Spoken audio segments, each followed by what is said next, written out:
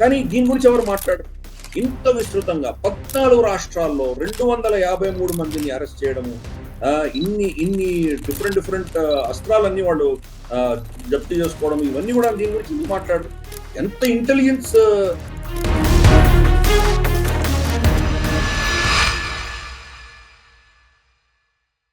నమస్తే, welcome to beyond headlines.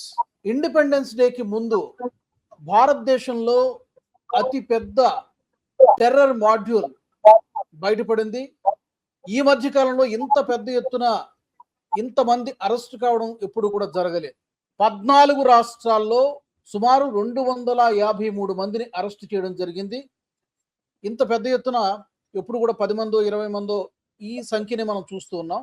కానీ ఇన్ని రాష్ట్రాల్లో ఇంతమందిని అరెస్ట్ చేయడం, 80కి పైగా ఎఫ్ఐఆర్లు కూడా నమోదు చేశారు. ఈ యొక్క విషయాన్ని హోంమంత్రిత్వ శాఖ రాష్ట్రాల వారీగా ఏ రాష్ట్రంలో ఎంతమందిని అరెస్ట్ చేశామో కూడా ఒక జాబితాను కూడా విడుదల చేయడం జరిగింది. ఇది పాకిస్తాన్ ఐఎస్ఐ పనే అని కూడా తెలుస్తుంది. మరి ఏం జరుగుతోంది? ఎక్కువగా ఏ రాష్ట్రాలు అంటే ఉత్తరప్రదేశ్ రాష్ట్రంలో 62 మందిని అరెస్ట్ చేశారు, హర్యానాలో 52 మందిని, ఢిల్లీలో 51 మందిని, పంజాబ్లో 44 మందిని, ఇక రాజస్థాన్లో 15 మందిని, మిగతా రాష్ట్రాల్లో సింగిల్ డిజిట్ లో అరెస్టులు చేయడం జరిగింది. ఏం జరుగుతోంది? పాకిస్తాన్ ఏం చేయాలనుకుంటోంది? భారత్ మరి సంసిద్ధంగా ఉందా దీన్ని ఎదుర్కోవడానికి? ఈ అంశాన్ని గురించి మాట్లాడి తెలుసుకునే ప్రయత్నం చేద్దాం. నాతో జాయిన్ అవుతున్నారు అంతర్జాతీయ వ్యవహారాల విశ్లేషకులు మామిడి గిరిధర్ గారు. సార్ నమస్తే. నమస్తే రాజు గారు. నమస్తే. నేను ఎప్పుడు కూడా లాస్ట్ 2-3 సంవత్సరాలలో ఇంత పెద్ద ఎత్తున అరెస్టులు ఎందుకంటే మనం ఎప్పటికప్పుడు విశ్లేషణలు చేస్తూ ఉంటాం, న్యూస్ చదువుతూ ఉంటాం, కానీ 253 మందిని అరెస్ట్ చేశారంటే దేశంలో ఏదో చాలా పెద్ద విధ్వంసానికి కుట్ర జరిగినట్టు తెలుస్తోంది. ఏంటి సార్ ఈ షెహజాద్ భట్టి నెట్వర్క్ ఏంటి? ఎవరితను? ఏంటి సంగతులు? షెహజాద్ భట్టి అన్నటువంటి వ్యక్తి పాకిస్తానీ నేషనల్. అతను ఆన్లైన్ లో సోషల్ మీడియా ఇన్ఫ్లుయెన్సర్. అతనికి చాలా ప్లాట్ఫామ్స్ ఉన్నాయి, చాలా ఇన్ఫ్లుయెన్సర్ అతను. కానీ అతను పాకిస్తాన్ లో లేడు, బ్రాజిల్లో ఉన్నాడు. బ్రాజిల్లో ఉన్నాడని తెలుస్తోంది మనకి. బ్రాజిల్లో కూడా ఎక్కడ ఉన్నాడో మనకు తెలియదు. బ్రాజిల్ నుంచి అతను ఇవన్నీ నడిపిస్తున్నట్టు మనకు అర్థమవుతుంది. దాంట్లో ఇక్కడ ఉన్నటువంటి చాలా మందికి ఎరవేసి 5,000 నుంచి 20,000 దాకా ఏదో ముడుపు చెల్లించి యూపీఐ ద్వారా లేదా ఇతరత్ర హవాలా ద్వారా వాళ్ళకి పైసలు ముడుపులు చేరిన తర్వాత చిన్న చిన్న పనులు చేయించారు వాళ్ళతోటి. ఏదో పోలీస్ స్టేషన్ ఫోటో తీసుకురమ్మనడమో లేదా ఇంకేదైనా పోస్టర్లు అతికించమనడమో ఇటువంటివి ఏవో చేయించారు వాళ్ళతో. కొన్ని టెర్రరిస్ట్ ఆర్గనైజేషన్ల పేరిట పోస్టర్లు ఢిల్లీలో వచ్చినాయి సడన్ గా ఒకరోజు. సో అటువంటి చిన్న చిన్న పనులకి వాళ్ళకు 5,000 నుంచి 20,000 దాకా ఇచ్చారు. ఎప్పుడైతే వీళ్ళు సైద్ధాంతిక పరంగా వాళ్ళకు పనికొస్తారో, వాళ్ళు చెప్పే మాట వింటారో, వీళ్ళు అంటే దాని యొక్క సీక్రసీ మెయింటైన్ చేస్తారు అని వాళ్ళకు నమ్మకం వచ్చినప్పుడు వాళ్ళకు 1,00,000, 2,00,000, 3,00,000 కూడా ఇచ్చిన ఉదంతాలు ఉన్నట్టు మనకు అర్థమవుతుంది. దాంట్లో టెర్రరిస్ట్ అటాక్స్ కూడా చేశారని మనకు తెలుస్తుంది. పెట్రోల్ బాంబుల దగ్గర నుంచి, గ్రనేడ్ అటాకుల దగ్గర నుంచి, ఐఈడీల దగ్గర నుంచి చాలా వీళ్ళకి సరఫరాలు అవుతున్నాయి.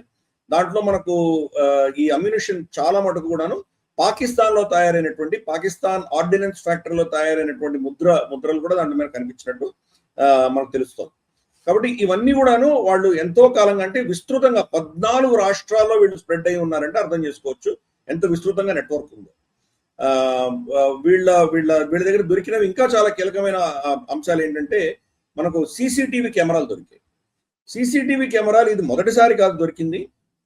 ఆల్మోస్ట్ 1 సంవత్సరం క్రితం మనకు, అంటే ఆపరేషన్ సింధూర్ సమయంలో, దాని తర్వాత అది అయిన ఇమ్మీడియట్ గా మనం చూస్తే మనకు ఘాజియాబాద్ ప్రాంతంలో చాలా దొరికాయి.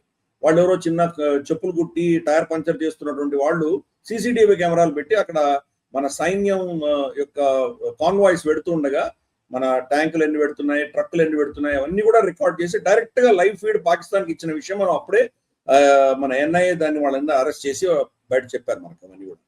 కాబట్టి ఇది మళ్ళీ ఇంకో 2వ దఫా మనం చూస్తున్నాం ఇంత విస్తృతంగా 14 రాష్ట్రాల్లో మన పోలీస్ యంత్రాంగం కావచ్చు, లేదా మన సైనిక యంత్రాంగం కావచ్చు, వీళ్ళు ఎక్కడ ఉన్నారు, ఏం చేస్తున్నారు, వీళ్ళ మూవ్మెంట్స్ ఏంటి, ఇవన్నీ కూడాను పసిగట్టి అవన్నీ కూడా ట్రాక్ చేయడానికి కోసం అని చెప్పి ఈ సీసీటీవీ కెమెరాలు ఇచ్చినట్టు మనకు అర్థమవుతుంది. మరి ఆ ఫీడ్ ఎక్కడికి పెడుతోంది, ఇంకా డీటెయిల్స్ అన్ని మనకు రావాల్సి ఉంటుంది. కానీ మనకు తెలుసు దీనివల్ల లాభపడేది ఎవరో మనకు స్పష్టంగా అర్థమవుతుంది. షెహజాద్ భట్టి అన్నటువంటి వ్యక్తి ఈరోజు బ్రెజిల్లో ఎందుకు ఉన్నాడు, పాకిస్తాన్లో ఎందుకు లేడు? అంటే దానికి కారణం కూడా ఏంటంటే ఈరోజు పాకిస్తాన్ ఫటఫ్ లో FATF లో వెళ్ళేటువంటి ప్రమాదం ఉంది కదా. అది ప్రూఫ్ కనుక మనం చూపించి మళ్ళీ FATF లో కనుక మనం మళ్ళీ పాకిస్తాన్ వ్యతిరేకంగా కంప్లైంట్ ఇస్తే కనుక మళ్ళీ పాకిస్తాన్ FATF గ్రే లిస్ట్ లో పడేసేటువంటి ప్రమాదం ఉంది. కాబట్టి దాన్ని తప్పించుకోవడానికి వాళ్ళు బ్రెజిల్లో అతను కూర్చోబెట్టి అక్కడి నుంచి చేస్తున్నట్టు మనకు అర్థమవుతుంది. ISI హస్తమే తప్పకుండా. ఇది మన హోమ్ మినిస్ట్రీ కూడా దాన్ని క్లారిఫై చేశారు. మన హోమ్ మినిస్టర్ అమిత్ షా గారు కూడా ఆయన ట్వీట్ లో ఈ డీటెయిల్స్ అన్ని చెప్పారు. కాబట్టి ఇది ఒక చాలా చాలా పెద్ద కుట్ర, దేశవ్యాప్తంగా ఉన్న కుట్రని ఎంతో చాకచక్యంగా మన ఏజెన్సీస్ అన్ని కూడాను దీన్ని వీళ్ళనందరినీ అరెస్ట్ చేశారు. మల్టిపుల్ స్టేట్స్ లో కోఆర్డినేట్ చేయాలి. ఎక్కడ లీక్ అయినా కానీ కూడా వీళ్ళు తప్పించుకునేటువంటి ప్రమాదం ఉంది. లీక్ అవ్వకుండా మొత్తం ఇన్ని పోలీసులు, దాంట్లో కొన్ని బీజేపీ పాలిత రాష్ట్రాలు ఉన్నాయి, కొన్ని కాంగ్రెస్ పాలిత రాష్ట్రాలు ఉన్నాయి. ఇలా భిన్నమైన రాష్ట్రాలలో ఆమ్ ఆద్మీ పార్టీ రాష్ట్రమైనటువంటి పంజాబ్, ఎక్కడ లీక్ అయినా కానీ ప్రమాదమే. కానీ ఎక్కడ లీక్ అవ్వకుండా పటిష్టంగా దీన్ని లైవ్ కోఆర్డినేషన్ తోటి సెంట్రల్ ఏజెన్సీస్, స్టేట్ పోలీసు వీళ్ళందరూ కలిసి వాళ్ళు అరెస్ట్ చేశారు. ఈవెన్ తెలంగాణలో కూడా ఇద్దరిని అరెస్ట్ చేసినట్టు మనకు తెలుస్తోంది. మహారాష్ట్రలో 8 మంది.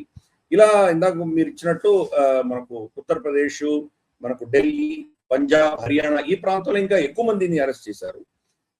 కాబట్టి ఎంత విస్తృతంగా ఈ నెట్వర్క్ ఉందో మనం తలుచుకుంటేనే మనకు భయం వేస్తుంది. వాళ్ళు ఎటువంటి విధ్వంసం సృష్టించాలని ప్లాన్ చేశారో అర్థమవుతుంది. వాళ్ళ దగ్గర దొరికినటువంటి ఎక్విప్మెంట్ కూడా ఎంత sophisticated equipment, IEDs, improvised explosive device, అంటే సెల్ ఫోన్ తో డెటనేట్ చేయొచ్చు అటువంటి ఎక్స్ప్లోజివ్ డివైసెస్. తర్వాత దానికి సంబంధించినటువంటి మనకు గ్రనేడ్స్ ఎలా వచ్చినాయి వీళ్ళకి, పాకిస్తాన్ ఆర్డినెన్స్ గ్రనేడ్స్ ఇక్కడికి ఎలా వచ్చినాయి. సో ఇవన్నీ కూడాను పిస్టల్స్ ఎన్ని దొరికినాయి, అమ్యునిషన్ చాలా దొరికినాయి వీళ్ళ దగ్గర. ఇంత విస్తృతంగా నెట్వర్క్ పాకిస్తాన్ పెనిట్రేట్ చేయగలిగిందంటే కనుక చాలా పెద్ద ఇష్యూ.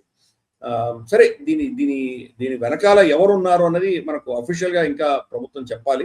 ISI ప్రేరితమైనటువంటి ఆపరేషన్ అని చెప్పారు వాళ్ళు, తప్ప ఆ మాత్రం చెప్పారు. కానీ ఇంకా ఫర్దర్ డీటెయిల్స్ ఇన్వెస్టిగేషన్ తర్వాతే మనకు తెలుస్తాయి. వీళ్ళని ఇంట్రాగేట్ చేసి లింకేజెస్ అన్ని పట్టిన తర్వాత తెలుస్తుంది. కాబట్టి చూద్దాం, రాబోయే రోజులు ఇంకా ఫర్దర్ డీటెయిల్స్ వచ్చాక దీన్ని ఇంకా అనలైజ్ చేయాలి. అయితే పర్టికులర్ గా ఈ యూపీ, అలాగే ఈ హర్యానా, ఢిల్లీ, పంజాబ్ ప్రాంతాలనే ISI ఎందుకు పర్టికులర్ గా టార్గెట్ చేస్తుంది అనుకోవాలి సార్? అంటే ఏమైనా ప్రత్యేకమైనటువంటి కారణాలు ఏమైనా ఉన్నాయా, లేకపోతే వాళ్ళ లిస్ట్ లో ఎక్కువగా జనసమూహం ఎక్కడ ఎక్కువ ఉంటుందో, లేకపోతే పొలిటికల్ గా ఎక్కడైతే ఎక్కువ డ్యామేజ్ జరగాలనో అక్కడ ప్రభుత్వాన్ని డీస్టేబిలైజ్ చేయడం, అలాంటి కారణాలు ఏమైనా ఉన్నాయనుకోవచ్చా? అలా అని మనం చెప్పలేము. ఎందుకంటే కశ్మీర్ నుంచి మనకు దక్షిణాది దాకా అన్ని రాష్ట్రాల్లో కూడా అరెస్టులు జరిగినాయి. కాబట్టి అఫ్ కోర్స్ యూపీలో ఎక్కువ జరిగాయి. దీని వెనకాల మనకు ఇంకా కంప్లీట్ డీటెయిల్స్ మనకు తెలిసేంత వరకు కూడా దీన్ని మనం పెద్దగా విశ్లేషించలేము. కాకపోతే మనకి ఏం అర్థం అవుతుందంటే, ఒక రాష్ట్రంలో వీళ్ళకి ప్రెషర్ పెరిగినప్పుడు ఇంకో రాష్ట్రానికి వెళ్ళిపోతున్నారు. అలా మల్టిపుల్ రాష్ట్రాల నుంచి వాళ్ళు ఆపరేట్ చేస్తున్నారు. ఉత్తరప్రదేశ్ లో వాళ్ళకి కనుక వాళ్ళ మీద విజిలెన్స్ ఎక్కువై వాళ్ళని ప్రభుత్వం యంత్రాంగం వాళ్ళని వేటాడుతోంది అంటే కనుక మహారాష్ట్ర పారిపోతారు. మహారాష్ట్రలో ఇబ్బంది వచ్చిందంటే బెంగాల్ పారిపోతారు. బెంగాల్లో ఇబ్బంది వచ్చిందంటే తెలంగాణకు వస్తారు. సో ఇలా వాళ్ళు మొత్తం రాష్ట్రాలు మారుతూ వాళ్ళు ఇవన్నీ చేస్తున్నారు. కాబట్టి నిజంగా ఎక్కడ వీళ్ళ టార్గెట్స్ ఏంటి, వీళ్ళు ఏం తెలుసుకున్నారు, ఇవన్నీ కూడా మనకు తెలియడానికి సమయం పడుతుంది. ఒకటి, మన దేశంలో విద్రోహం సృష్టించడము, ఇక్కడ బాంబు పేలుడు చేయడము ఒక ఎత్తు అయితే, రెండవది పాకిస్తాన్ కి మన స్థావరాలు, మన మూవ్మెంట్స్, మన యంత్రాంగము ఇవన్నీ కూడాను వాళ్ళకి లైవ్ ఫీడ్ ఇచ్చి వాళ్ళకి ఇంటెలిజెన్స్ ఇవ్వడం అనేది రెండవ విషయం. నేను క్షాత్రంలో కానీ లేదా గ్లోబల్ రౌండప్ లో కానీ ఇతరత్ర నేను ఎన్నో షోస్ లో నేను చాలా స్పష్టంగా చెప్పాను, పాకిస్తాన్ కి భారతదేశానికి త్వరలోనే ఒక యుద్ధం వచ్చి తీరుతుంది అని నేను చెప్పాను. దానికి 3-4 కారణాలు నేను చెప్పాను. మొట్టమొదటి కారణం అంతర్గతమైనటువంటి సమస్యలు, పాకిస్తాన్ లో ఉన్నటువంటి అంతర్గతమైన సమస్యలు. బలూచిస్తాన్ దగ్ధమైపోయింది, వాళ్ళు స్వతంత్రం ప్రకటించుకున్నారు. అలాగే మనకు ఖైబర్ పఖ్తూన్ఖ్వా కూడా రోజుకి 20-30 మంది వీళ్ళ పాకిస్తాన్ సైనికులు చనిపోతున్నారు. అఫ్ఘాన్ తాలిబాన్ తోటి వీళ్ళు సరిహద్దుల్ని కాపాడుకోలేకపోతున్నారు. మన అలాగే POJKలో చూస్తున్నాము ఏం పరిస్థితో ఈరోజు. అక్కడ ఎన్నికల పేరిట వీళ్ళు చేసినటువంటి పరిస్థితుల్లో ఎంతో మంది బలి ఉన్నారు. అక్కడ ఆల్మోస్ట్ 60-70 మంది దాకా చనిపోయినట్టు మనకు తెలుస్తోంది. అది కూడా వీడి చేజారిపోతోంది. వాళ్ళ ఆర్థిక పరిస్థితులు చాలా క్షీణించినాయి, చాలా దారుణమైన పరిస్థితుల్లో ఆర్థిక వ్యవస్థ ఉంది. అలాగే మనం చూస్తే వాళ్ళ నీటి సమస్యలు, మనకు ఇండస్ వాటర్ ట్రీటీని నిలిపేసిన తర్వాత చాలా ఇబ్బంది పడుతున్నారు వాళ్ళు. కాబట్టి ఇన్ని సమస్యలు, అంతర్గతమైన సమస్యలు ఉంటే వాళ్ళు ఆ సమస్యలకు పరిష్కారం బాహ్య శత్రువుని చూపించడం, అది కూడా ఒక కాఫీర్ దేశం అయినటువంటి భారతదేశాన్ని చూపిస్తేనే, వాళ్ళ మీద యుద్ధం చేస్తేనే, గజ్వా హింద్ చేస్తేనే వాళ్ళ అంతర్గతమైన సమస్యలు పక్కన పెట్టి అందరూ కూడా అసిమ్ మునీర్ వెనకాల నిలబడతారు అన్నది ఒక స్టాండర్డ్ ఆపరేటింగ్ పాలసీ. పహల్గామ్ ఘటనప్పుడు కూడా అదే చేశాడు అసిమ్ మునీర్. ఎందుకంటే అప్పుడు ఇమ్రాన్ ఖాన్ పార్టీ వీళ్ళ సైనికాధికారులు ఇళ్ల మీద కూడా పడి వాళ్ళు దోచుకొని వాళ్ళని ధ్వంసం చేసినటువంటి ఉదంతాలు మనం చూసాం.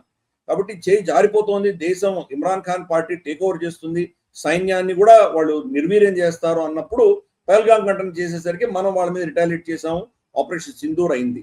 కాబట్టి ఆ యుద్ధం జరిగిన తర్వాత ఈరోజు ఇమ్రాన్ ఖాన్ గురించి ఎవరు మాట్లాడట్లేదు. ఇమ్రాన్ ఖాన్ జైల్లో పడేశారు. ఇమ్రాన్ ఖాన్ సమస్యకు పరిష్కారం వచ్చింది. అట్లీస్ట్ అసిమ్ మునీర్ మనకు ఫీల్డ్ మార్షల్ అయిపోయాడు, ఇప్పుడు ఫుల్ పవర్ఫుల్ అయిపోయాడు. కాబట్టి అటువంటిది ఇప్పుడు కూడా చేస్తారు. వాళ్ళ అంతర్గతమైన సమస్యలకు బాహ్య శత్రువుని చూడడం అన్నది మొదటి అంశం. రెండవది, ఎప్పుడెప్పుడు అమెరికాతో వాళ్ళకు మైత్రి పెరుగుతుందో అప్పుడప్పుడు భారతదేశం మీద వాళ్ళు ఏదో ఒక ఇటువంటి ఘటనలు చేస్తారు. ఇప్పుడు అమెరికాకు పాకిస్తాన్ అవసరం ఉంది ఇరాన్తో చర్చించడానికి. దానికి మై ఫేవరెట్ ఫీల్డ్ మార్షల్ పదే పదే మనం డొనాల్డ్ ట్రంప్ నోట విన్నాం. మనం ఆల్మోస్ట్ 70-80 సార్లు చెప్పాడు. కాబట్టి ఇది వాళ్ళు ఆసరాగా తీసుకొని అమెరికా వాళ్ళని సమర్థిస్తుంది. ఇరాన్తో చర్చలకు వాళ్ళు ఒక షరతు పెట్టి, మేము భారతదేశం మీద మేము ఏమైనా చేస్తే మా సమర్థన, మమ్మల్ని సమర్థిస్తూ నిలబడండి, భారతదేశానికి వ్యతిరేకంగా నిలబడండి, అమెరికా మీద వాళ్ళు కోరడం జరుగుతుంది. కాబట్టి అమెరికా కూడా వాళ్ళ అవసరాల కోసం మిత్రుడు లేరు, శత్రువులు లేరు, మనకు తెలుసు డొనాల్డ్ ట్రంప్ కి. కాబట్టి అటువంటి పరిస్థితుల్లో బహుశా వాళ్ళకు ఒక అవకాశం ఉంటుంది పాకిస్తాన్. ఇది రెండవ అంశం. మూడవది, ఈరోజు నేటో లాంటి ఒక కూటమి వాళ్ళు చేసుకున్నారు కదా, సౌదీ అరేబియా, టర్కీ, పాకిస్తాన్. వీళ్ళు ముగ్గురు కలిశారు కాబట్టి ముగ్గురు కలిసి భారతదేశాన్ని ఎలా కౌంటర్ చేయొచ్చు అన్నటువంటి ఒక అపోహలో, ఒక ఆలోచనలో పాకిస్తాన్ ఉండొచ్చు. అందుకని ఈ మూడు అంశాలు ఉన్న దృష్ట్యా భారతదేశం మీద ఏదో చర్య చేసి తీరుతారు. అందుకనే ఆగస్టు 12న మన ఇంటెలిజెన్స్ ఏజెన్సీస్, మన పోలీసు ఇంత విస్తృతంగా ఇంతమందిని అరెస్ట్ చేయడం వెనకాల మనం అర్థం చేసుకోవచ్చు ఎంత కుట్ర జరిగిందో. మన దేశంలో పెద్ద ఎత్తున దాడులు జరిగితే భారతదేశం రిటాలియేట్ చేసి తీరుతుంది. రిటాలియేట్ చేస్తుందని తెలిసి వాళ్ళు ఆల్రెడీ అప్రమత్తంగా ఉన్నారు, వాళ్ళు దానికి సిద్ధంగా ఉన్నారు. ఏదో విధంగా మనకు ఒక విధమైనటువంటి నష్టం కలిగించి మనకు దెబ్బ కొడితే కనుక అది వాళ్ళ విజయం కింద చూపించుకొని విర్రవీగడానికి వాళ్ళు ఆల్రెడీ సిద్ధంగా ఉన్నారు. ఆల్రెడీ వాళ్ళ SH-15 అని చెప్పేసి చైనా నుంచి తెచ్చుకున్నటువంటి ఫీల్డ్ గన్స్ అన్ని కూడాను మొత్తం ఇంటర్నేషనల్ బోర్డర్ అంతా కూడాను వాళ్ళు చుట్టూ అక్కడంతా మోహరింపు చేశారు. రాజస్థాన్, గుజరాత్, పంజాబ్ ఈ ప్రాంతం అంతా కూడాను వాళ్ళు దాన్ని అక్కడ ఆల్రెడీ డిప్లాయ్ చేశారు. అవి మన దగ్గర ఉన్నటువంటి ఫీల్డ్ గన్స్ కంటే కూడా పవర్ఫుల్ ఫీల్డ్ గన్స్. మనం 35 నుంచి 40 కిలోమీటర్ల దాకా కొట్టగలిగిన గన్స్ మన దగ్గర ఉంటే వాళ్ళ దగ్గర 70-75 కిలోమీటర్ల దాకా కొట్టగలిగిన గన్స్ వాళ్ళ దగ్గర ఉన్నాయి. చైనా నుంచి తెచ్చుకున్నారు. అవన్నీ డిప్లాయ్ చేసి పెట్టారు. అంటే వాళ్ళు యుద్ధానికి వెయిట్ చేస్తున్నారు. యుద్ధం వస్తుందని తెలుసు వాళ్ళకి, యుద్ధం కావాలి వాళ్ళకి. యుద్ధంలో 5 రోజుల యుద్ధంలో భారతదేశానికి ఏదైనా వాళ్ళు 4-5 ఇంపార్టెంట్ దెబ్బలు కొట్టగలిగితే అప్పుడు ఎవరో సౌదీ అరేబియానో, అమెరికానో, చైనానో, రష్యానో ఎవరో వచ్చేసి భారతదేశాన్ని ఆపేస్తారు. 5 రోజుల్లో కొంత భారతదేశానికి నష్టం వచ్చిందంటే కనుక అసిమ్ మునీర్ చాలా పవర్ఫుల్ అయిపోతాడు. వాళ్ళ దేశం నష్టపోయినా కానీ కూడా అతను పవర్ఫుల్ అవుతాడు. కాబట్టి దాని ప్లానింగ్ కోసమే ఇవన్నీ కూడా జరుగుతున్నట్టు మనకు అర్థమవుతుంది. అలాగే FATF financial action task force లో వాళ్లకు మచ్చ అంటకుండా బ్రెజిల్ నుంచి చేయిస్తున్నారు. మనకు బ్రెజిల్ కి ఎక్స్ట్రాడిషన్ ట్రీటీ కూడా ఉంది. రేపటి రోజు మనం ఎవిడెన్స్ చూపించి అతన్ని మా దేశానికి ఎక్స్ట్రాడేట్ చేయండి అని మనం అడిగినా కానీ కూడా అతను పాకిస్తానీ నేషనల్. భారతీయ నేషనల్ అయితే మనం ఎక్స్ట్రాడేట్ చేయించుకోవచ్చు. పాకిస్తానీ నేషనల్ కాబట్టి అక్కడ లీగల్ ఇష్యూస్ ఉంటుంది. బ్రెజిల్ వాళ్ళని అతను అరెస్ట్ చేసినా కానీ కూడా అతనేమంటాడు, నేను పాకిస్తానీ సిటిజన్ కాబట్టి మీరు చేస్తే కూస్తే నేను పాకిస్తాన్ పంపించవచ్చు కానీ భారతదేశానికి ఎలా పంపిస్తారు అని చెప్పి అతను కోర్టులో కేసు వేయచ్చు. అందుకని బ్రెజిల్లో కోర్టులో కూడా బహుశా ఎక్స్ట్రాడిషన్ కేసు అతని ఫేవర్ గానే వచ్చేటువంటి అవకాశాలు ఉన్నాయి. కాబట్టి మనకు ఒక సమస్య ఉన్నది, ప్రస్తుతానికి ఒక సమస్య ఉన్నది. అది ఈరోజు ఎంత కేర్ఫుల్ గా మన ఏజెన్సీస్ వాచ్ చేసినాయో మనకు అర్థం అవుతుంది. అందుకని ఇంత పెద్ద కుట్రని మనం బయట పట్టుకోగలిగాం, వీళ్ళని దాన్ని నిర్వీర్యం చేయగలిగాం. కానీ దురదృష్టవశాత్తు ఏదో ఒక ఘటన జరిగిందంటే కనుక ఫస్ట్ మన ఆపోజిషన్ పార్టీ, మన దేశంలోనే వీళ్ళందరూ ఇంటెలిజెన్స్ ఫెయిల్యూర్ అని మొదలు పెడతారు. ఫస్ట్ ఇంటెలిజెన్స్ ఫెయిల్యూర్, ప్రభుత్వం ఫెయిల్ అయింది, చూడు ఇంత ఘటన జరిగింది, ఏం చేశారు మీరు, అది అంటూ వీళ్ళు మొదలు పెడతారు. కానీ దీని గురించి ఎవరు మాట్లాడరు. ఇంత విస్తృతంగా 14 రాష్ట్రాల్లో 253 మందిని అరెస్ట్ చేయడము, ఇన్ని డిఫరెంట్ అస్త్రాలన్నీ వాళ్ళు జప్తు చేసుకోవడం, ఇవన్నీ కూడా దీని గురించి ఎందుకు మాట్లాడరు? ఎంత ఇంటెలిజెన్స్ గ్యాదరింగ్ చేసి ఎంత ఇంటెలిజెన్స్ సక్సెస్ అయితే ఇంత పెద్ద ఆపరేషన్ వాళ్ళు సక్సెస్ఫుల్ గా చేయగలిగిన వాళ్ళు ప్రభుత్వం. కాబట్టి ఇది మనం ఫస్ట్ దీన్ని అభినందిద్దాం, మన ప్రభుత్వాన్ని, మన ఏజెన్సీస్ అందరినీ కూడాను. కానీ 100% దేన్ని ఆపలేము. మూర్ఖుడికి, పిచ్చివాడికి, చావడానికి సిద్ధపడ్డ వాడికి, అది పాకిస్తాన్ అంటే ఒక మత ఛాందసపు రాక్షసీ దేశానికి వాళ్ళకు బానిసైనటువంటి వాళ్ళు కొంత ఘటన మనకు ఒకటో రెండో జరిగినా ఆశ్చర్యపడక్కర్లేదు. మన దేశంలో జరిగితే కనుక మన రిటాలియేషన్ కూడా అంతే తీవ్రంగా ఉంటుంది. ప్రతిసారి క్యాలిబర్ పెంచుతున్నాం. మొదటిసారి మనకు ఊడి ఘటన జరిగినప్పుడు మన సైనికులు వెళ్ళి మనకు సర్జికల్ స్ట్రైక్ తీసి వచ్చాము. తర్వాత నెక్స్ట్ దాడి జరిగినప్పుడు మనం వెళ్ళి, మనకు పుల్వామా జరిగినప్పుడు మనం వెళ్ళి ఫ్లైట్ లో వెళ్ళి వాళ్ళ బాలాకోట్లో కొట్టొచ్చాం. పహల్గాం జరిగిన తర్వాత మాత్రం ఫుల్ ఆపరేషన్ సింధూర్ చేసాం. ప్రతిసారి వాళ్ళకు ఖర్చు, వాళ్ళకు పెయిన్, నొప్పి పెంచుతున్నాం మనం. కాబట్టి ఈసారి ఇంకా చాలా తీవ్ర స్థాయిలో ఉండబోతుంది. రాజ్నాథ్ సింగ్ గారు ఆల్రెడీ వార్నింగ్ ఇచ్చారు, ఈసారి నేవితో మొదలవుతుంది అని చెప్పారు. కాబట్టి ఈసారి నేవితో మొదలవుతే కనుక పాకిస్తాన్ ఒక దేశంగా ఉంటుందా లేదన్నది కూడా పెద్ద ప్రశ్న. అఫ్ కోర్స్ అమెరికా, చైనా వాళ్ళ సమర్థనకు వస్తారు. కాబట్టి ఆ దేశం విడిపోవడం అన్నది అంత సులభమైన విషయం కాదు. అది విడిపోదు అని నేను అనుకుంటున్నాను.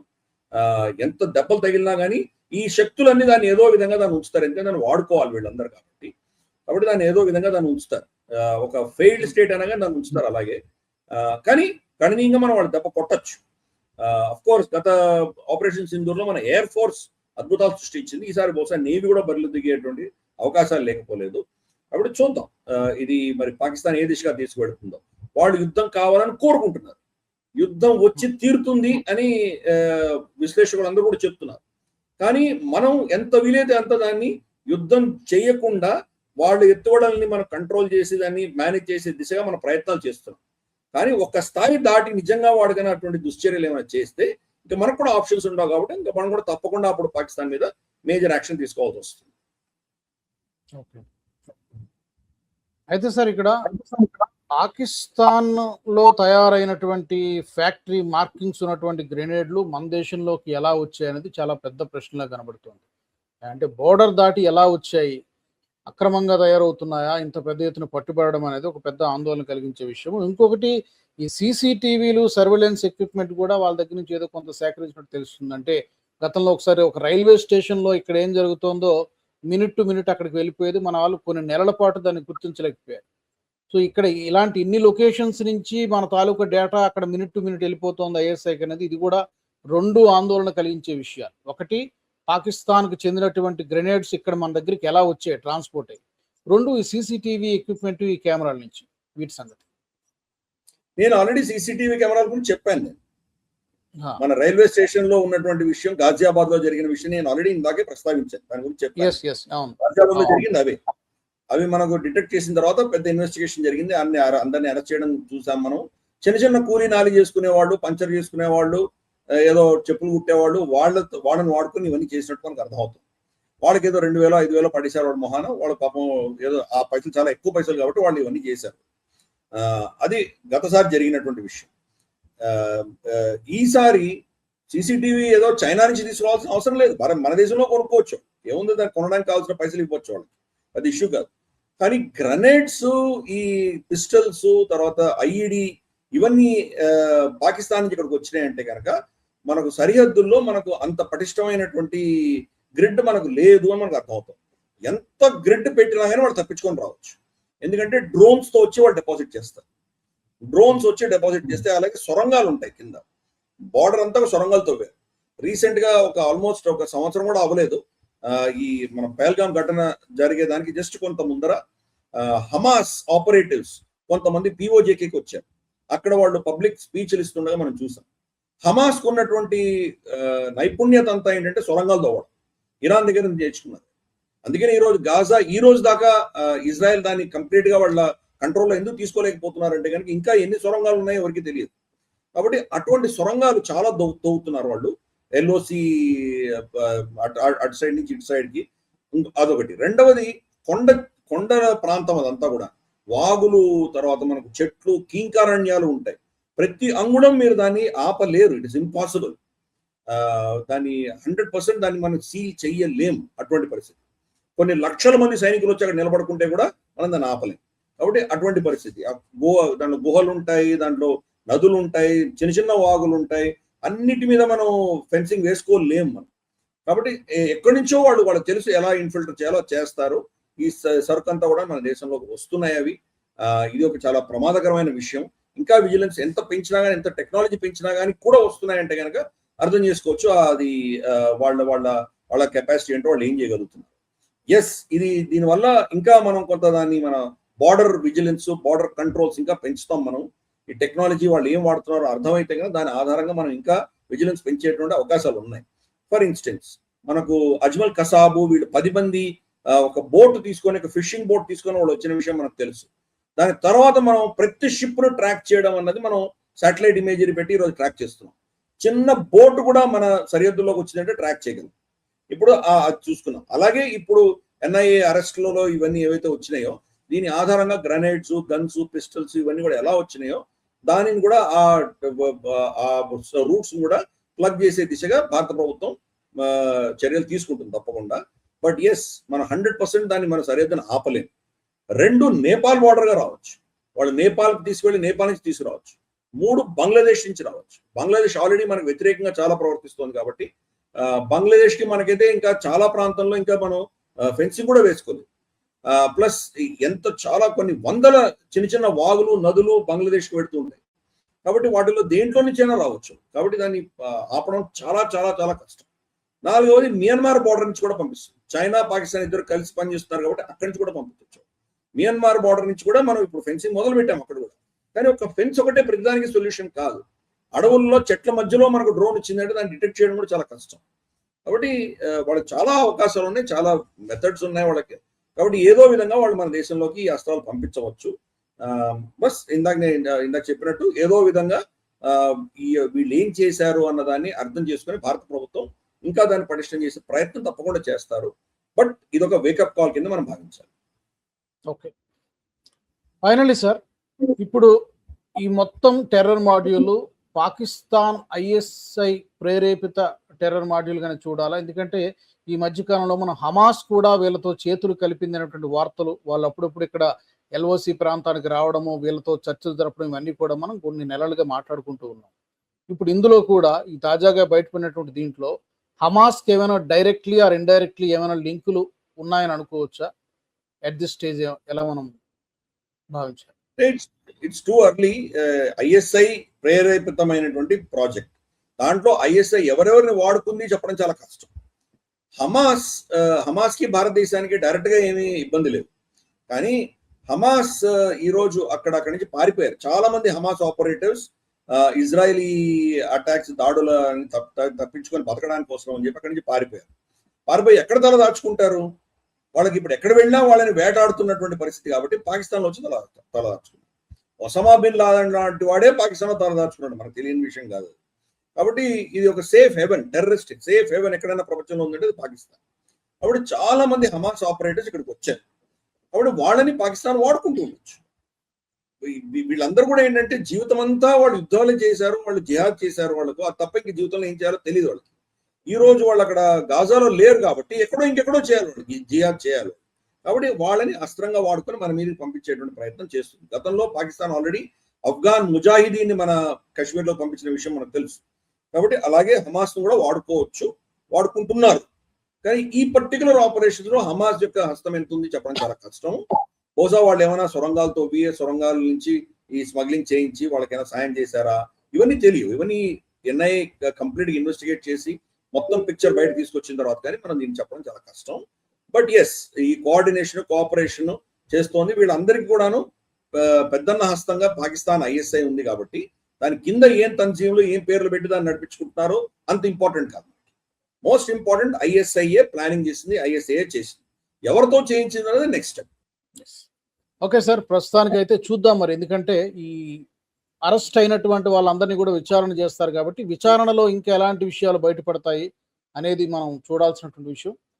వాటి తర్వాత మళ్ళీ మనం వాటి మీద బేస్ చేసుకొని మళ్ళీ మాట్లాడుకోవాల్సి ఉంటుంది. ఏదైనా కూడా ఇది చాలా వేకప్ కాల్, చాలా చాలా హై అలర్ట్, అప్రమత్తంగా ఉండాల్సినటువంటి సమయం. అన్ని రాష్ట్రాల్లో, బోర్డర్ స్టేట్స్లో కూడా మనం అభినందించాలి. ఫస్ట్ ఆఫ్ ఆల్ ఎన్ఐఏ కానివ్వండి, మన భద్రతా సంస్థల యాంటీ టెర్రరిస్ట్ స్క్వాడ్ కానివ్వండి, ఈ సంస్థలందరినీ కూడా అభినందించాలి. చాలా పెద్ద ప్రమాదం నుంచి దేశాన్ని ఈ రోజున కాపాడారు వీళ్ళందరినీ పట్టుకోవడం ద్వారా.